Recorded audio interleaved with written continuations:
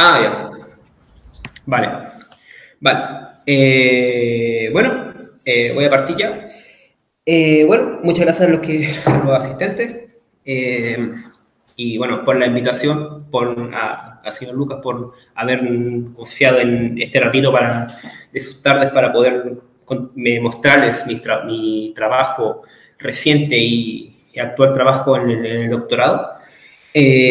Bueno, este trabajo, de cierto modo, está con colaboración con la profesora María del Pilar García del Moral, que ella es una de mis directoras de tesis en la Universidad de La Rioja, en España, y el profesor local, de cierto modo, de la Universidad de Antofagasta, el profesor Álvaro Restuche. ¿Vale? Bueno, la charla se va, más que nada, vamos a hablar un poco de varios temas, pero primordialmente vamos a hablar un poco de teoría de cuerdas, vamos a buscar una teoría de cuerdas, un poquito de historia con respecto a teoría M, vamos a explicar dónde nació, cómo surgió, etcétera, y cuáles son las ventajas de ella. Vamos a hablar de las soluciones que ocurren en teoría M, que son las semembranas, y vamos a hablar un punto de vista de que las semembranas ocurrieron justamente de dos maneras distintas, simplemente un término más de supergravedad y de otro punto más de teoría de cuerdas y teoría M, y después la unificación entre ellas dos. Específicamente vamos a hablar de la supermembrana, que es justamente mi investigación. Vamos a hablar los problemas al principio, los grandes problemas de estabilidad clásica como continuidad del espectro cuántico.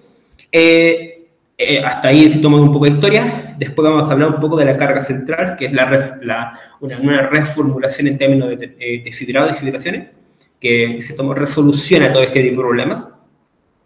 Y ahí vamos a terminar un poco ya con la parte histórica, con la parte de contextualización, y vamos justamente los últimos 4 puntos, bueno, 3 puntos, son principalmente mi área de investigación actual, o un pie de ellos, uno de los pilares, que es la formulación en términos de Gervais. Voy a introducir lo que son.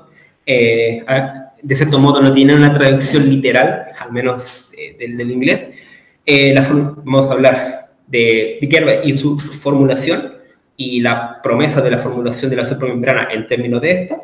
Vamos a hablar de la holonomía, de cierto modo la exponencial de la integral de una conexión en un fibrado, y los Wilson Surface, para lo entendido acá, los Wilson Surface de cierto modo es como la extensión a unas dos formas o superiores de un Wilson Loop, por ejemplo, para una conexión, una forma de conexión.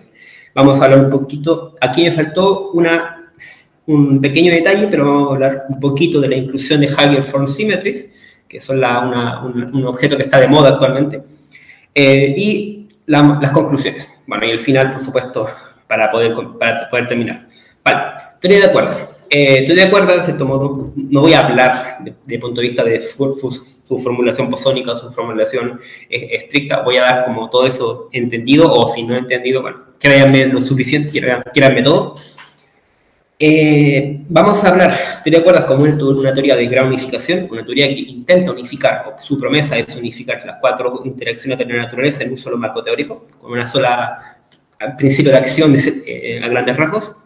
La formulación, vamos a hablar simplemente de un punto de vista de teoría de supercuerda, la cual no tiene problemas de anomalía, la cual incluye fermiones y todo lo contextual a ello. Nuestro background, de cierto modo, nuestra nomenclatura vamos a estar en una variedad M de dimensión 10 cuando estemos en cuerda, y cuando estemos en teoría M vamos a hablar de una acción en 11 dimensiones. En donde el super, bueno, como ya les dije, es por la consideración de la presencia de fermiones. ¿Okay? La dinámica de teoría de cuerda, de cierto modo, a diferencia de una teoría cuántica clásica de campo, una cuántica de campo, es que el objeto dinámico que define la teoría y todos sus términos cinemáticos, etc., su cinemática en general, viene dado desde el punto de vista de un objeto vibrante que tiene una dimensión espacial como una temporal, a diferencia de una partícula que tiene una dimensión temporal solamente, que define la línea de mundo. En nuestro caso, como es un objeto unidimensional espacial, genera una hoja de mundo, y esa hoja de mundo adquiere una reinterpretación muy bella, que cuando uno calcula el path integral, o sea, los términos de interacción de cuerdas, justamente uno está sumando, en vez de sumar sobre todas las configuraciones por path integral, uno suma sobre todas las topologías admisibles para genus dado y genus superior, donde el G, de cierto modo, es el genus o el agujero de la superficie de Riemann. Ok, bueno, sigma automático, uno siempre asume que una superficie de Riemann con todas las propiedades que uno desee ideales, ¿vale? Hasta aquí todo bien, pero ¿qué pasa? Que uno posteriormente se da cuenta de que teoría de cuerdas, de cierto modo, tiene problemas, no tiene problemas, pero existe no existe una sola teoría de cuerdas, y no existen 5 teorías de cuerdas, una que se llama hay 2 teorías de cuerdas tipo 2, que ahora voy a explicar, una tipo 1 y 2 cuerdas heteróticas, ¿ok? Heterótica en el sentido de que una mezcla, es como casi dos teorías que son como una quimera hasta cierto punto, ¿ok? Aquí estoy hablando a grandes rasgos, ¿ok? Porque no es el objetivo principal de la charla de hoy día. Las supercuerdas que estamos tratando, estas 5 teorías de cuerdas, vienen dadas en particular por estas 5 en su nombre completo, que sería la supercuerda tipo 2B, que es una teoría chiral, que es muy importante lo que es el contexto de conjetura de SFT, porque de cierto modo el límite efectivo de esta supergravedad en el wave coupling es justamente dual al n igual 4 subpequeños en dimensión menor. ¿Ok? La segunda, que es la supercuerda tipo 2A, que es no chiral, tiene un rojito, un ticket rojo, porque es muy importante, porque es uno de los objetos principales en correspondencia de submembrana, que lo vamos a ver más adelante. La supercuerda tipo 1, que de cierto modo, bueno, tiene características interesantes, etcétera, pero se escapa de la charla hoy día, así que simplemente vamos a mencionar cosas de ella, pero súper superficial.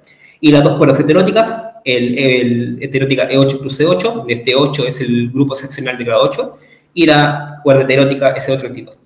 Sí, cabe mencionar que estos grupos gauge, de cierto modo, aparecen simplemente por condición de eliminación de anomalías, ¿ok? Estos grupos gauge son fijados para eliminar las anomalías que aparecen en la teoría. O sea, hasta la fecha tenemos 5 teorías de cuerdas, y bueno, las 2 primeras, las 2 tipo 2, son de cuerdas cerradas. La cuerda tipo 1 es de cuerda abierta y cuerda cerrada. De cierto modo, la topología de la cuerda cerrada se rompe para formar cuerda abierta. Y las cuerdas heteróticas, de cierto modo, como son una quimera, forman cuerdas híbridas. La mitad es en modo Leer y en modo supersimétrico, la otra mitad es en modo bosónico. Cabe recalcar de que la teoría de cuerda bosónica, en su formulación inicial, la dimensión crítica, para no tener la dimensión crítica, de cierto modo, era de 26. De igual 26. Vale, una de las características más importantes de teoría de cuerdas es la presencia de dualidades, de mapas de dualidad. ¿Okay?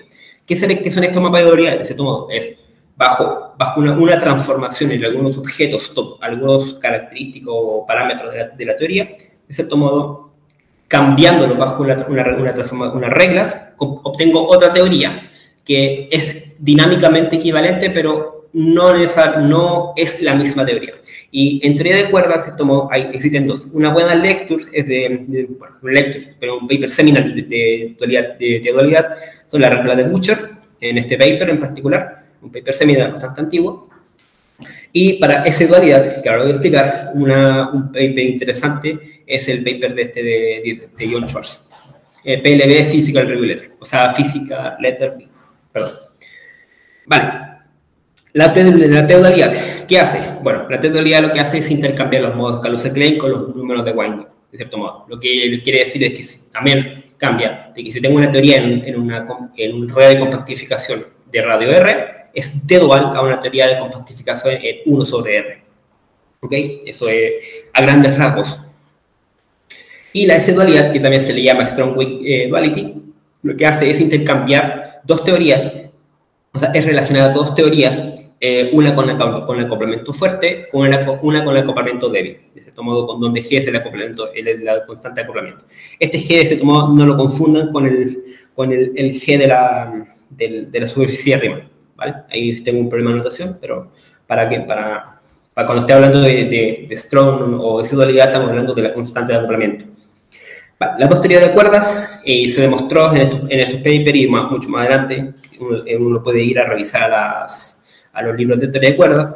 Las 2 teorías de cuerdas tipo 2 son, y las 2 cuerdas heteróticas son T-duales entre ellas, o sea, las 2 tipo 2 son T-duales y las 2 heteróticas son T-duales.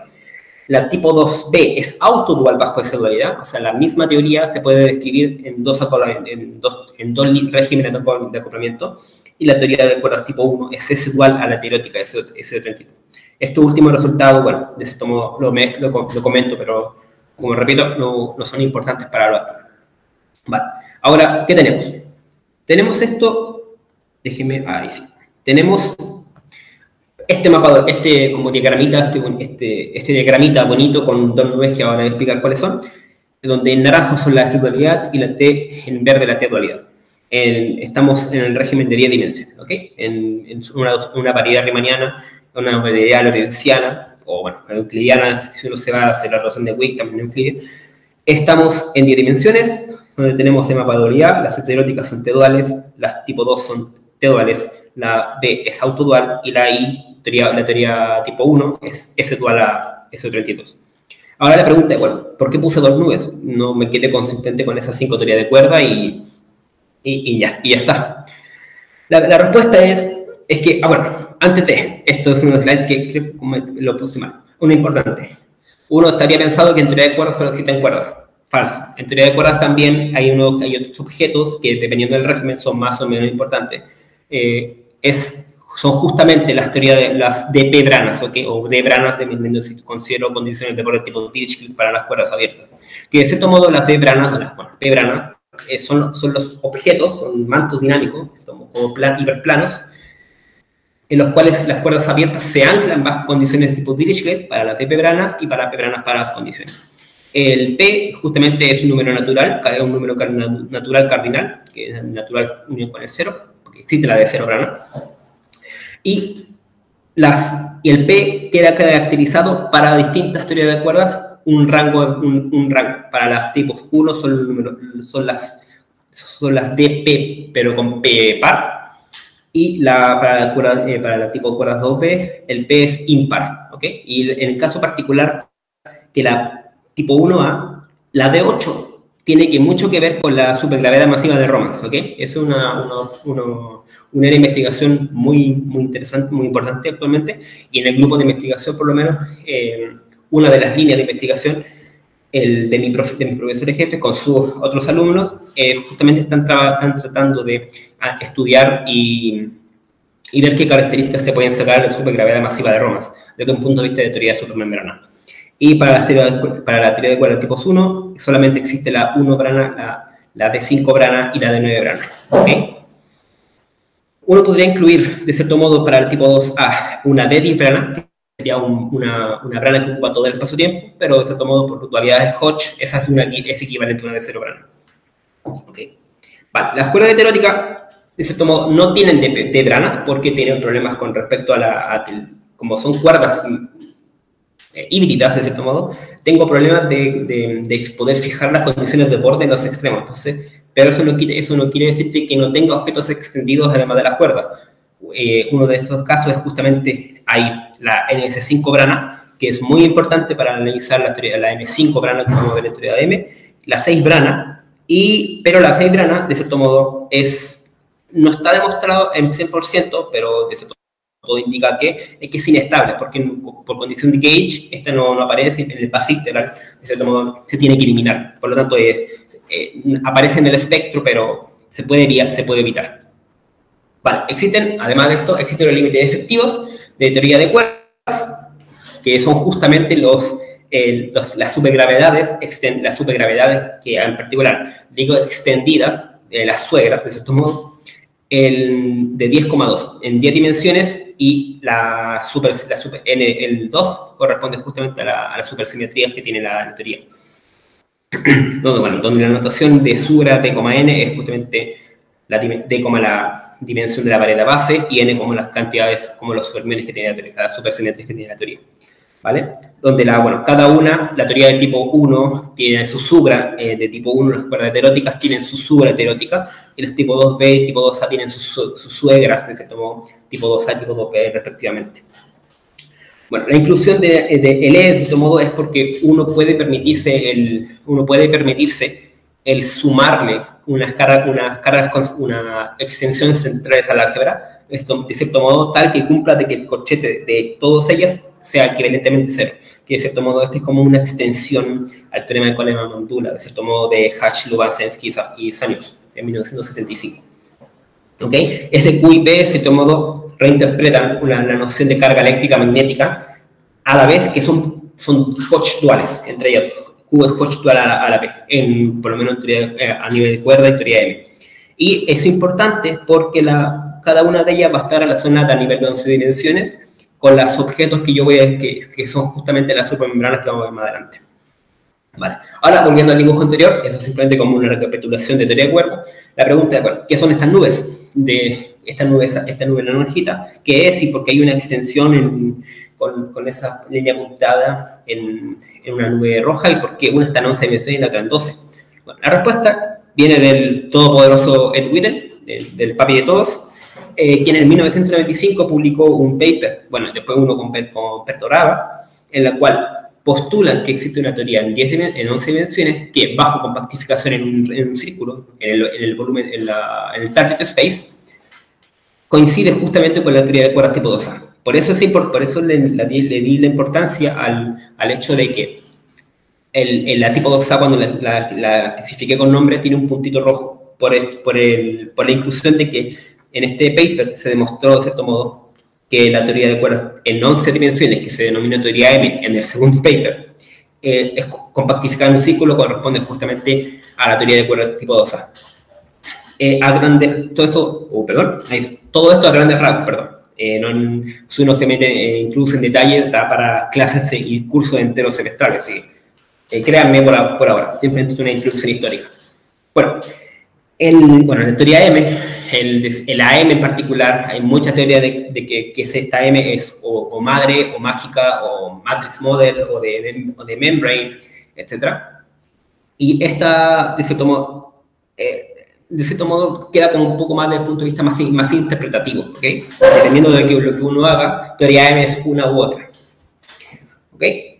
Bueno, y en el segundo paper también una de las cosas importantes es que a grandes rasgos también demostraron de que teoría M compactificada en un Orbifold, en S1 cruz Z2, en este Orbifold, obtenemos, al menos cinemáticamente, toda la teoría de cuerdas tipo heterótica E8 cruz E8, que esté dual a la teoría de cuerdas CCO32, que es S dual a la tipo 1, o sea, el mapa está completo, de cierto modo.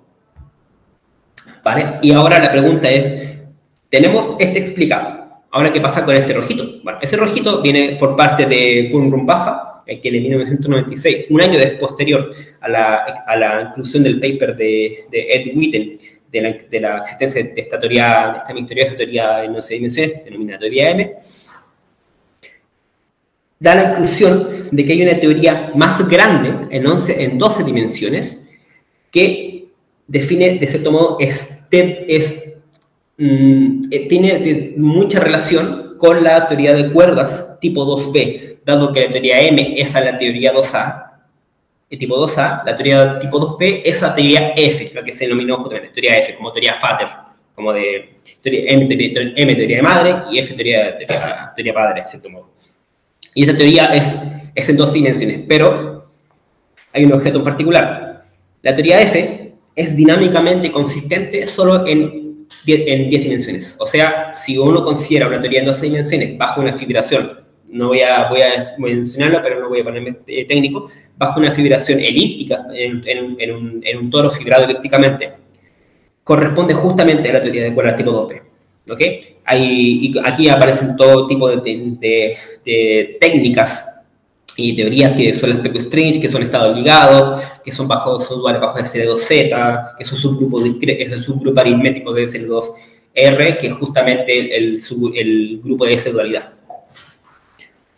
Y bueno, hay varios artículos con respecto a eso, muchos de ellos para el 2023, hay uno en particular del grupo nuestro de investigación, donde trabajan estos objetos desde un punto de vista más de teoría de membranas.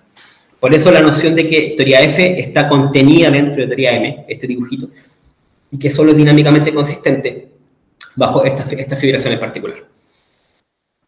Ok, ahora tenemos la imagen completa. Esta es una imagen típica que uno puede encontrar en Google cuando escribe teoría M, teoría de cuerdas, donde se ve un diagramita más o menos de este tipo estrella, en la cual se relacionan las 5 teorías de cuerdas al medio teoría M, y arribita hay un objeto que, que aparece en 11 dimensiones, que este es justamente lo que vamos a hablar ahora en un rato más, en unas slides más, que tiene que ver con la supergravedad en 11 dimensiones, que es la supergravedad maximal. Un comentario particular es que a la vez que Witten describió esta teoría M desde un punto de vista más dinámico, desde el punto de vista de teoría, Chris Cook y Peter Townsend, en 1995, creo que un par de meses antes, escribieron publicaron este paper, donde trabajan, de cierto modo, demuestran la existencia de esta teoría M, pero no la llamaron de esa forma, pero la demostraron desde un punto de vista más de dualidad y simetría, ¿ok? Donde también se puede interpretar en ese paper que las dualidades en 10 dimensiones corresponden a simetrías en 11 dimensiones, ¿ok? Y el grupo de simetrías más grande generalmente es el producto semidirecto es el grupo de dualidad, que es las simetrías en 11 dimensiones, en 11 dimensiones, corresponde como al producto semidirecto de T dualidad con S dualidad y productos entre ellos. Vale, entonces, la noción, este dibujito mío, la noción es más compleja de lo que está presentado en este dibujo, en este diagramita bidimensional, porque hay objetos que están en dimensión superior, hay mucho contenido, y de cierto modo la teoría F está contenida en teoría M, pero se trabaja de manera aparte. Entonces, por eso esta descripción como más o menos no tan clara de dónde está contenido teoría F. Si está afuera, está adentro, etc. Bueno, acá se ve todas las dualidades que existen. Esta línea punteada que están aquí, entre teoría... Ajá, dígame.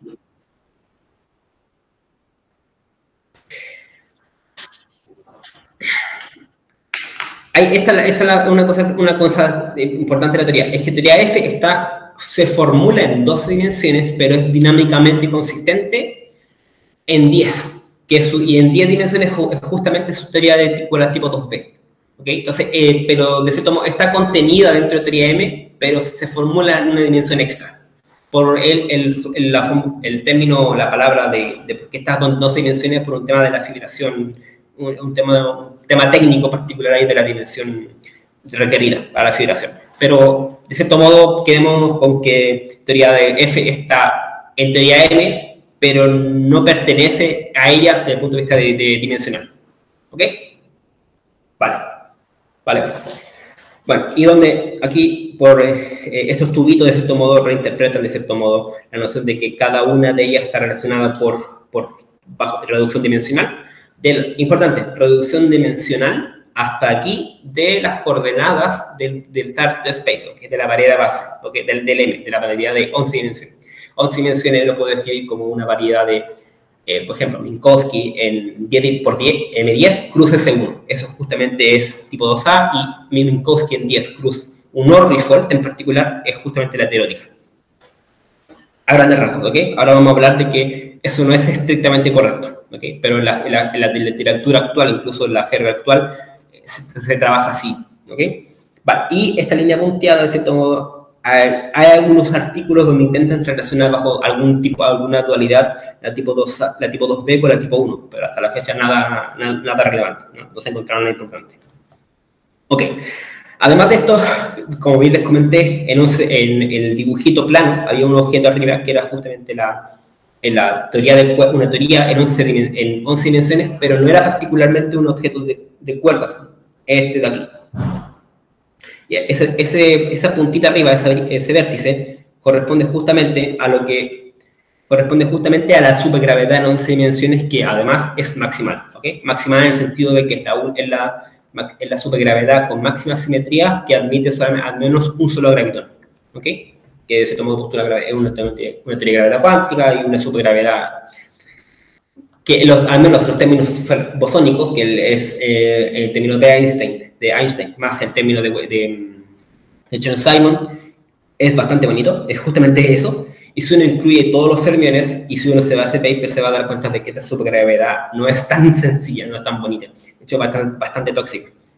No les mentiría de que me demoraría más o menos unas 3-4 líneas en escribir la acción completa, ¿ok? Pero no, si quieren verla, ahí está la referencia, de Kremer, Julia y Schalke. ¿Ok? Vale. Y el F, por supuesto, en la 4 forma de supergravedad, que es la curvatura de una 3 forma, que es la famosa 3 forma de supergravedad. ¿Vale? Y, bueno, acá está donde este omega es el espacio de P formas. ¿Ok? Súper. Ahora la pregunta es, vamos, hasta ahí terminamos con lo que es teoría M, teoría de cuerdas, de cierto modo, y con la otra parte de supergravedad.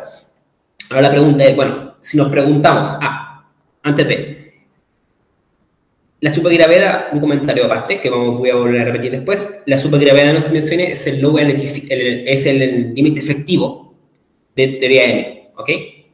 Eso está conjeturado actualmente, ¿ok? Hasta la fecha se cree que sí, etcétera, y vamos a verlo. Se cree de que justamente el límite efectivo de teoría M corresponde completamente a la supergravedad de nuestras dimensiones. Que si se llega a demostrar, sería una de las victorias más grandes de teoría M, incluso de teoría de cuerdas. ¿Ok? Pero hasta la fecha, simplemente una suposición, pero todo apunta de que sí. ¿Ok? Ahora vamos a hablar un poco de un tema aparte, que vamos a hablar de las membranas que implican la supermembrana. ¿Ok? Las membranas, de cierto modo, las podemos ver no desde el punto de vista, porque aparecieron mucho antes, como más o menos una década antes, no, las tenemos que ver no como un objeto que parte de teoría de M. ¿Ok?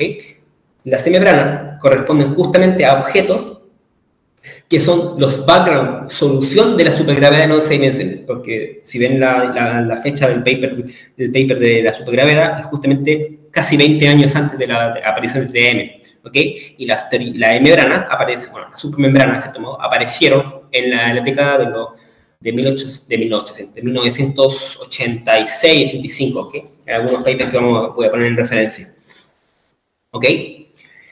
Y, de cierto modo, como son background de soluciones de las ecuaciones de supergravedad, de cierto modo uno los puede encontrar, de cierto modo, no resolviendo las ecuaciones directamente tal, sino resolviendo los objetos admisibles bajo capa simétrica, ¿okay? Que la capa simétrica, a la misma que cuerda, para acción de Pavlov, es una simetría local ferrodinámica. ¿Ok? Vale. Las soluciones de la supergravedad, que son justamente la supermembrana, son la M2 brana, la M5 brana, la M0 y obviamente el espacio plano, ¿ok? Minkowski, por supuesto. Minkowski tiene que estar como background solution. Además, de hecho, este es justamente el espacio máximamente simétrico en 12 dimensiones también.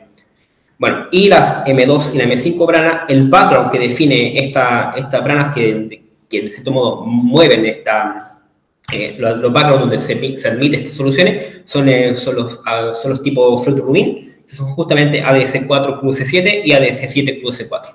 ¿Ok? Estos son bastante importantes, incluso en holografía, en dualidades SFT, donde uno puede tratar teoría M compactificada a 7 dimensiones y uno puede hacer holografía que es dual. Teoría M compactificada a 7 dimensiones es dual justamente a la super CFT en 6 dimensiones, con n,0 cargas fermiónicas. ¿Vale? Aquí vamos a estar interesados propiamente tal a la M2 brana, ¿ok? No voy a hablar un poco de la M5 brana porque incluso aún no está la formulación hamiltoniana completa, etcétera, aún tiene problemas, es bastante testaruda la M5 brana de formular. La M0 brana, de cierto modo, se puede ver, que no la vamos a ver aquí porque no nos interesa mucho, pero se puede ver el paper de Beth Stausen y de Super P. Reins y Igor Bandos, que está en la Universidad del País Vasco, en la UPB. De cierto modo, él es experto en la M0 brana desde un punto de vista más de teoría en superespacio, ¿ok? Y Minkowski, por supuesto. Aquí también uno podría incluir la M9 brana, pero la M9 está conjeturada, ¿ok? Fabián, ajá. ¿el ADS4 ese que pones ahí es ABGM? Sí, de hecho justamente tiene que ver mucho con ABGM, ¿ok? Uno puede analizar toda la teoría desde el punto de vista de esa teoría, de ese sector, e incluso es una forma de entender teoría M hasta cierto punto. ¿Okay? No es información realmente completa, pero ayuda. Pero sí, tiene que ver justamente con él. Vale. Bueno, ahora la M2 brana fue encontrada en su formulación bastante completa, fina y muy bonita, elegante, pero solamente la M2 brana a secas. en el paper de Virchow-Sehn-Nighthausen en 1987, donde ellos encuentran la formulación hamiltoniana, todo, etcétera, encuentran los vínculos, todo. No como una solución de teoría M, sino como una teoría extendida del modelo de Hewlett-Parsons, que de este modo analizaba un modelo de Polyakov en 3 dimensiones. ¿Okay? Porque cuerdas Polyakov en 2 dimensiones de igual a 2, y esta M2 gana justamente Polyakov en 3 dimensiones. También se puede motivar desde el punto de vista de que un paper de Dirac del modelo extendido del electrón. ¿Okay? Hay varias formas de entenderlo, pero no nos centremos en ello. La acción de esta teoría es esa acción que se encuentra acá abajito. Si se dan cuenta, es parecido a una acción de Polyakov. El término cinético de los mapas de embedding, que es el pi justamente, más en cuerdas justamente no aparece un término cosmológico, aquí sí, okay. Aquí aparece un término cosmológico en la acción. Y este segundo término es un término Wessumino, ¿ok? El H y J es el pullback de la métrica del world volume, del sigma, a la variedad base, y pi es solo mapa de embedding. Y Z son las coordenadas de superespacio, ¿ok? Eso no nos queremos meter con ello, pero para argumentar notación. Y B, la 3 formas del B, que es justamente la forma de Wessumino, justamente es la 3 formas que coincide a nivel en 11 dimensiones de la supergravedad con la 3 formas de supergravedad, ¿ok? Y el X el X corrito de este modo son las coordenadas de superespacio. En general, bueno, todo esto, por supuesto, en un background, en un M11, que no es compacto, ¿ok? Una variedad arbitraria Riemann lorenciana, ¿ok? Ahora vamos a utilizar un ansatz particular, que es este ansatz, para la 3 formas, donde no hay sector bosónico, pero hay sector en mezcla, ¿ok? Y el sector fermiónico completo. Este background se puede obtener bajo la solución de la ecuación de supergravedad, de manera bueno, tediosa, pero directa, ¿ok? Es una ecuación de performance. Este signo que aparece aquí, es de cierto modo, lo pongo en paréntesis porque el paper de Virchow, en este paper, tuvo un error de signo, ¿ok? No me acuerdo, hice el cálculo, pero no me acuerdo dónde estaba, pero dónde está el cálculo, pero hay un error de signo entre esos dos. No me acuerdo cuál de los dos es más o menos, ¿ok? Pero un error que está en el paper que a la larga no da error en la solución, simplemente que da un signo global, ¿ok? Esos signos dan un problema de signo global, entonces. Pero el arrastre de cierto modo se puede entender fácilmente. Si uno se da cuenta fácilmente. ¿Vale? En la acción, ahora, embebida en este background, justamente da esta acción, que el cálculo no es tan largo, pero es bastante tedioso porque tengan en cuenta de que estamos... una información adicional, que no me coloque. Estos teta quedan 15 minutos. Vale. Estos tetas son campos de Dirac de tipo Majorana, ¿ok? ¿Cuánto llevo, Lucas? Para si me acelero o no.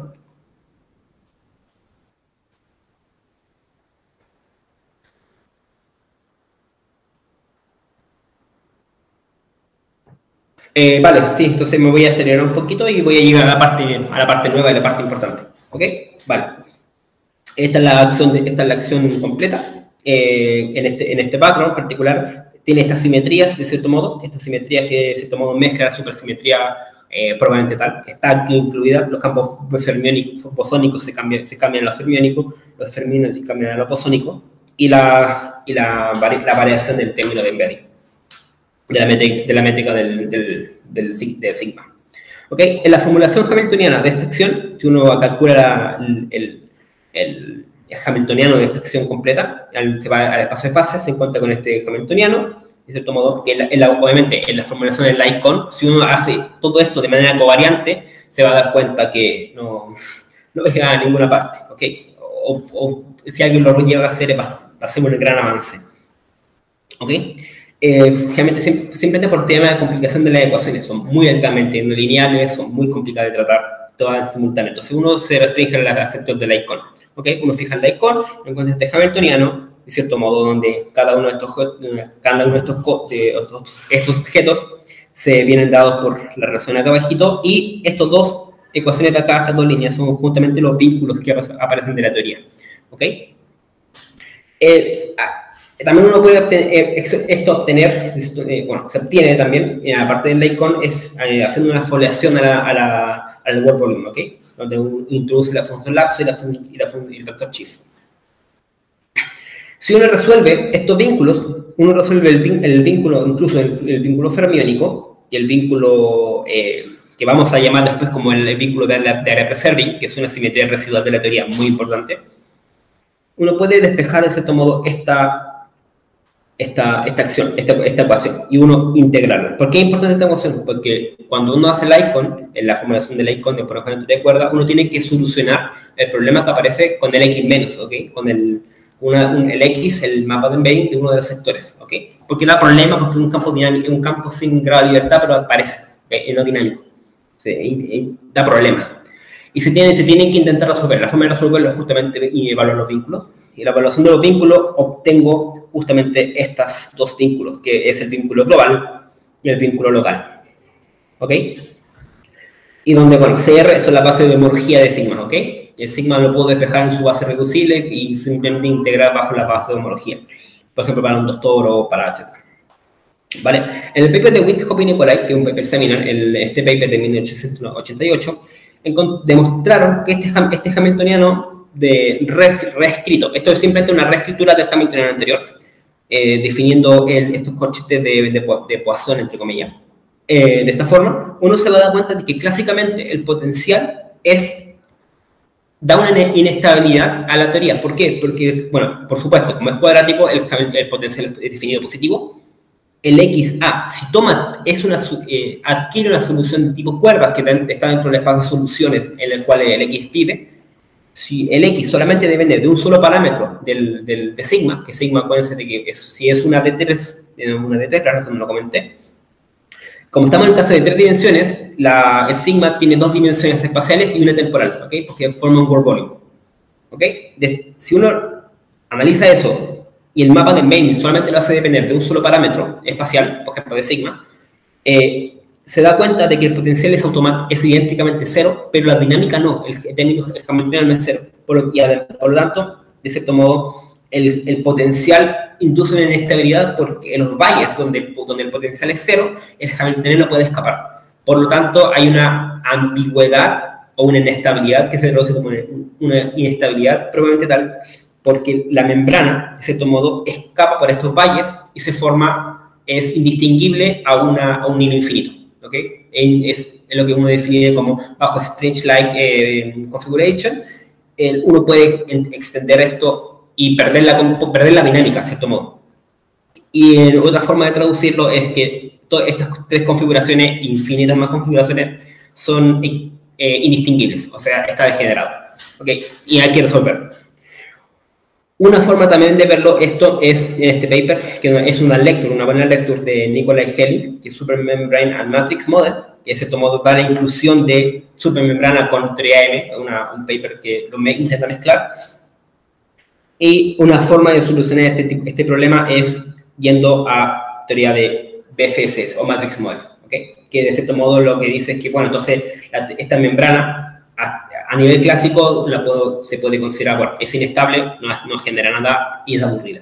Pero si uno analiza cuánticamente, resuelve el problema de inestabilidad, pero ocurre otro. El problema de inestabilidad, de cierto modo, cuánticamente, es que si yo puedo avanzar, si uno cuantiza el hamiltoniano, uno puede avanzar lo suficientemente grande en X o en Y, etc., en cualquiera de las 2 direcciones del valle, y se da cuenta de que la membrana cuántica por el paquete de ondas puede chocar una parte y se estabiliza, ¿ok? Llega a finito.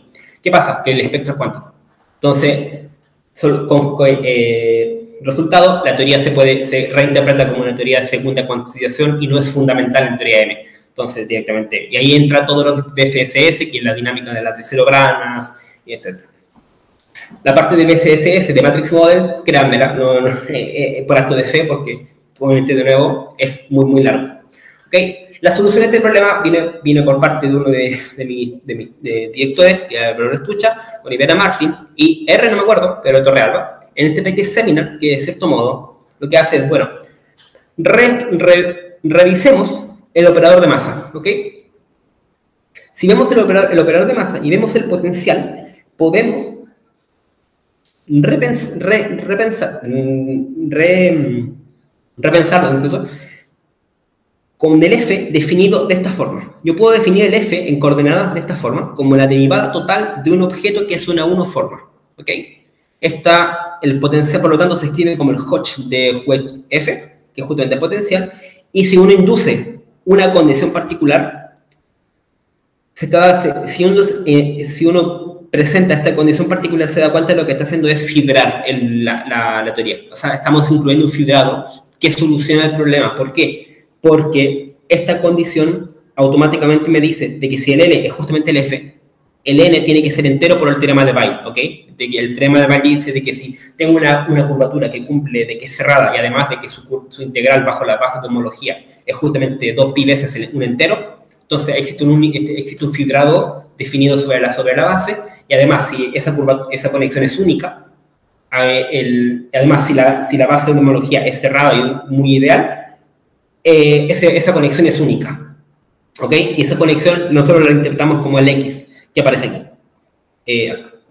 ¿Ok? Es el teorema de Weyl. En resumen, la supermembrana se enrolla de manera no trivial asociado a este N, porque esta condición, de cierto modo, es una condición de enrollamiento.